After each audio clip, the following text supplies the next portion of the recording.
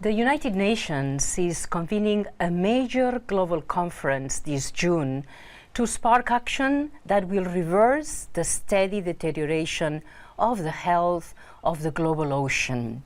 While people living in coastal communities have been witness to this ongoing decline in ocean health, this trend has major implications for people everywhere. Gathered with us to discuss the Ocean Conference and the importance of our oceans, seas and marine resources are Mr. Peter Thomson, the President of the United Nations General Assembly, Ms. Isabel Lövin, the Deputy Prime Minister of Sweden, Mr. Semi Korylava-Sau, the Minister of Fisheries of Fiji, and my dear colleague Vu Hyun Bo, the Under Secretary General for DESA and the Secretary General of the Ocean Conference. So I'm going to start with you, Mr. President. Why do we need a conference and why now? Well, first of all, the ocean, as I'm sure everybody knows, is in a very bad way. And human-induced problems have to have human-induced solutions. The solution to the parlous state in which the ocean has been put by human activity, by accumulated human activity, was the creation of SDG 14, Sustainable Development Goal 14, in the 2030 Sustainable Development Agenda. So having created that SDG 14, which is a comprehensive oceans goal with many targets addressing the various areas of oceans decline, from marine pollution through to declining fish stocks and degraded coastal systems and ocean acidification and so on. Having created that goal, our thoughts then turned to, well, how are we going to make sure that this goal is implemented by 2030, in fact by 2020 and 2025, because there are certain targets within the goal which occur earlier than 2030. So having had that thought, we then came upon this idea of let's kick off the implementation with a huge global ocean conference, the Ocean Conference, which is the only gathering of humanity which has been mandated by all 193 member states of the United Nations to come together and find those human solutions to those human-induced problems. So that's why we're gathering, and the outcomes from the conference will all be action-orientated in the years ahead. So you are telling us it is a real matter of urgency. Absolutely. To start, the sooner, the better to implement what we are required to do. Whether you look at declining fish stocks that are reaching tipping points, or whether you look at the ocean acidification levels, or whether you look at the levels of plastic in our ocean, I think any sensible person can conclude that time is running out fast and we need to take action fast. Mr. Minister, your country, Fiji, a very small country, I'm sure you can tell a lot of experiences of why do we need action. Tell us how the people of your country live this need for immediate action. Well, firstly, we had the Category 5 cyclone in Fiji, which is quite a significant one. It is the strongest cyclone to have hit any country in the southern hemisphere. That's quite catastrophic for Fiji, and we're still recovering from it. And secondly, our ocean is warming up. The changing pattern of our main product is tuna. The migratory pattern has changed because of the conditions of the water. And of course, the degradation of the oceans, which is depleting our resources also, and creating a lot of havoc in our ocean. So strong economic impact on the population. That is the main impact that you are living through. That's correct, both for offshore and inshore fishing. Okay, good. Madam Vice Prime Minister, we spoke already that the conference is about solutions. What type of solutions are you looking for? Your country is surrounded by oceans as well. What would be really important to see happening so that we see a good impact in the region in which Sweden is located?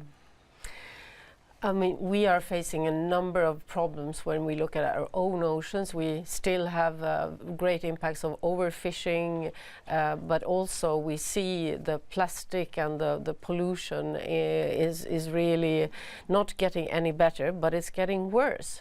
So we need the solutions, and I think the technical solutions and also the regulations that we can share best practices to reduce marine litter. It's possible. We can recycle plastic. We should have producer responsibility, so those that produce the products take the responsibility of also the product at the end of its life cycle. So many of the problems that we see, there are actually solutions, and we can also have a positive effect of using and reusing material. So there we need to share experiences, share best practices, and this Ocean Conference will be the hub where we can actually share this knowledge, also transfer technology and support developing countries so that they will have access and possibility to change in the way that is needed for the oceans, because the oceans connects us all. And also on fisheries and illegal fisheries especially, we need to really shape up. We need to use the technology that is available for monitoring, control, and we also need compliance with the laws that are in place. We've been discussing these things for so long now. We're already having all the agreements, but what we need now is implementation. We need real change. And therefore, because we're all affected by this, all the countries, all the stakeholders must now form new partnerships to make it happen. That's the important. It's not kind of like quantum physics or something like that we don't understand. No, we know what we need to do. We just have to start doing it. So what will trigger the fact that all what we know now really starts to be implemented? What will trigger it is the deterioration of our oceans, the really bad shape that we see now. So if these trends continue with overfishing, with more and more plastic pollution in our oceans, we will have more plastic than fish in our oceans by 2050.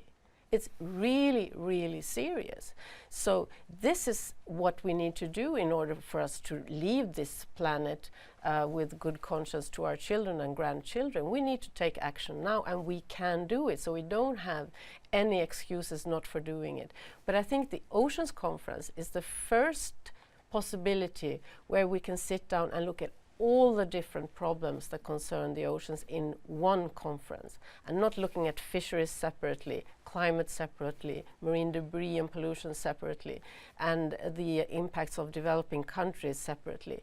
But this is all interconnected, and we need to form new innovative partnerships and gather the resources to make real change, and we can do that in this conference. This is a very good point that I can start now the conversation with Mr. Wu.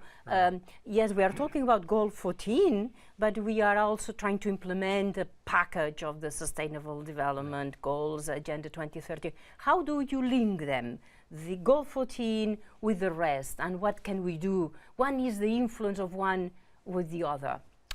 Well, thank you very much. I think this is a wonderful question. And the very nature of Agenda 2030 is cross-cutting. It cross-cuts many areas: economic, social, environmental. So is the SDG 14. When we pick up SDG 14, we're not only talking about oceans and seas. We are talking about a holistic area, many areas. For instance, when we talk about SDG 14, we are thinking about navigation in the sea. We're thinking about the catch fish in the sea for food. We're thinking about doing tourism.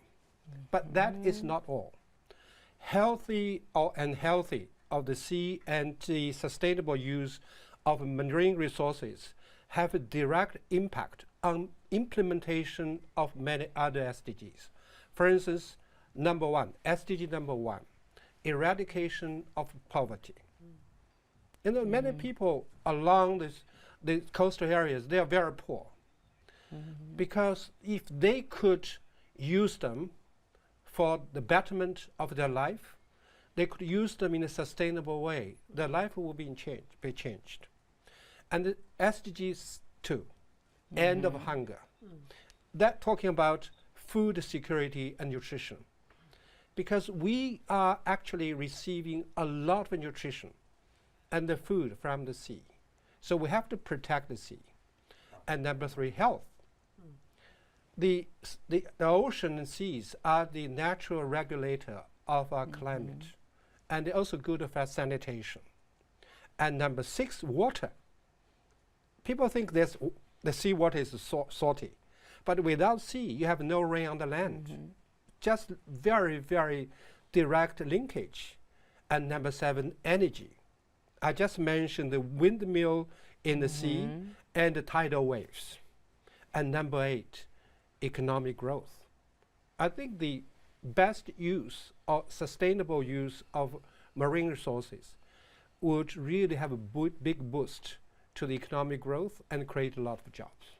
Last but not least, people are saying that the oceans sink 1/3 of greenhouse gas emission. If we lose the sea and the oceans, you just imagine what kind of situation we're going to have. As the Deputy Prime Minister was pointing rightly, we are handling this issue, not only talking about the ocean and seas. We take the entire SDG 2030 as a whole to push the implementation of the Agenda 2030, with SDG 14 as one of the vanguard. I think you convince us of the real integration and the horizontality of the SDGs. I would like to ask each of you, looking at the next generations, something very concrete that you want to see coming out from the discussions and the agreements of the member states and all the leaders in June. Mr. President? Well, I think, as Deputy Prime Minister has said, we're looking at this from this perspective of our children, the grandchildren, and those that come after. So this is about building for the future, so that they have the joy and the bounty of the ocean that we all had when we were young. I want your viewers to be aware of the fact that this is just not another conference. This is not just another UN conference where we get together and produce a report. The outcomes from this conference are really going to be a turning point in history when it comes to the moment at which humanity woke up and started reversing the cycle of decline, which the ocean is currently caught in, which, as I had said earlier, is a human-induced decline.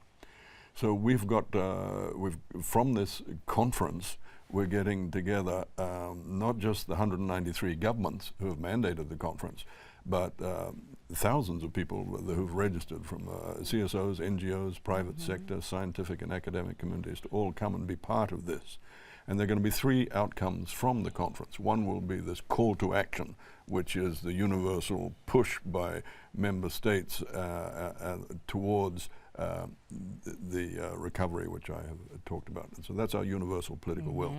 Secondly, of course, there will be the report, which Mr. Wu, as the Conference Secretary General, will be responsible for pulling together, which captures all of the elements of the conference and will in fact be our work plan for the next 3 years or so, will be what is in that report. And thirdly, and what excites me most, is this register of voluntary commitments that will be captured in Mr. Wu's report, but will be put together between today, because it's being launched today on the Ocean Conference website, and it will operate from today until the end of the conference, but I imagine will continue on in perpetuity. But for the purposes of our work plan coming out of the conference, there will be that register of voluntary commitments. Now, this is the opportunity for any human being to be part of the recovery of the ocean. For any human being who cares about the health of the ocean, have a look at that website, have a look at that registry, and get together with your community or talk to your MP to make sure that your government or the organization which you belong to is registered as making a voluntary commitment, whether it be cleaning up beach litter or stopping plastic getting into the ocean or eating the only sustainable fish in restaurants, whatever it is. Make sure that your voluntary commitment of your organization or your country is registered on that website, because that'll be our work plan going forward. Mr. Minister, what will Fiji engage to do voluntarily but immediately implement it?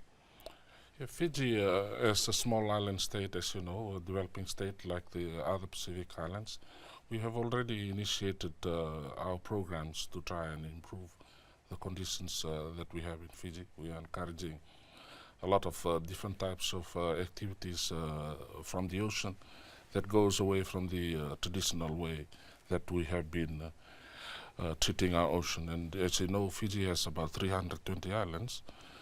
Ocean is quite an important item to us, both in our daily lives, source of protein, and also for transportation among the islands themselves. And Sweden, what will be your takeaways for your country and for the humanity? So, no, but I totally agree that this should be the game changer for our oceans and how we look at how we need to approach the enormous challenges of our oceans, and we need to work together. And we need each and every government to sit down, look at all the 10 sub-targets of the Goal 14 and make their assessment on how are they going to protect 10% of their oceans, how are they going to reduce marine litter and other pollution, how are they going to work to eliminate illegal fisheries, how are they going to improve scientific cooperation, and all of these things needs to be addressed. We've signed up to that. So I think the conference will be the first step in a process where governments and other stakeholders, organizations should do their voluntary commitments, but those commitments should also be like the first step on how we're going to get there to 2030 to live up to all of these commitments to save our oceans, because if we don't do that, our oceans are going to be in an extremely bad shape by 2030, extremely bad, because they're under so much pressure from climate change, from warming, from acidification, from pollution, from overfishing. They're not taking it anymore. Really, we think the ocean is endless, but it's not. So whatever we throw into the ocean will come up somewhere else on the other side of the planet, and that's why I'm so happy that Sweden and Fiji are partnering as co-presidents of and taking this initiative. Yeah. Because whatever you do on your side of the planet will affect the oceans on the other side, and vice versa. What would you, Mr. Wu, expect from the citizens to get out of the conference? The determination, the implementation, but what do the citizens have to do as well? Well, as a Conference Secretary General, I've been working with all the presidents and the member states. And I've been thinking, asking myself, what we can get from this conference. I think very first is the turning point or game changer. And by realize that ocean seas are so important, not only by the government officials or by the people for environmental protection, but by the entire the community, international community, and young kids. So this is very important to raise the awareness of the ocean and seas' importance. And secondly, I would say it will raise strong leadership. And because the member states or the national governments, they are in the driver's seats. They are taking the lead in doing all the work. So we hope that all the national leaders, they will be fully aware the heavy burdens on them to implement SDG 14. Thirdly, I think that the universal efforts are being made to implement Agenda 2030. We're going to have a high-level political forum in July. What we are going to do, and we are doing now, will be the big contribution to the discussions in high-level political forum in July. So our meetings are just 1 month ahead of the HLPF. Last but not least, call for action.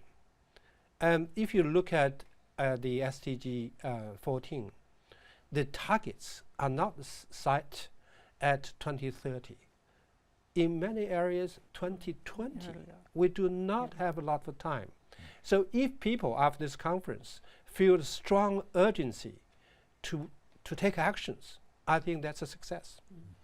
Well, Madam Vice Prime Minister, gentlemen, thank you very much for this. I think you're really transmitting the urgency, the need for a strong leadership, commitment, and action.